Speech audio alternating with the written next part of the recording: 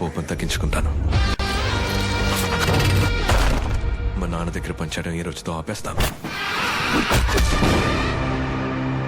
తగాదాలు, పంచాయతీ, రక్తపాతం, రౌడీసం అన్నిటినీ ఈ క్షణం నుండి మానేస్తాను.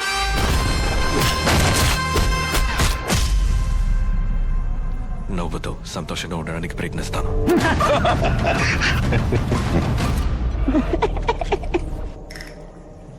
నేను పుట్టిన పర్పస్ నీ భాషలో చెప్పాలంటే నా దమం ఇక ప్రేమ, పవిత్రమైన ప్రేమ. అది మాత్రమే కట్ అండ్ రైట్ గా చెప్తున్నాను. ఇప్పుడు చెప్పవే, మనం పెళ్లి చేసుకుందామా?